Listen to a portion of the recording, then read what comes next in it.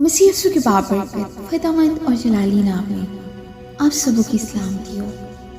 अजीजों, खुदावंद आप सबके साथ हो। खुदावंद आप सबको बरकत दे, आमीन। आज सुबह हम कलाम मुक़द्दस में से पढ़ेंगे ज़बूर 92 12 आयत से।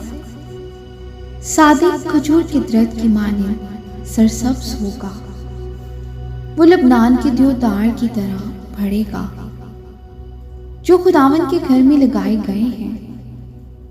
वो हमारे खुदा की बारगाहों में सरसब्ज होंगे, वो बुढ़ापे में भी बरोमंद होंगे, वो तरोताज़ा और सरसब्ज रहेंगे, ताकि वाजिया करे कि खुदावंद रास्त है।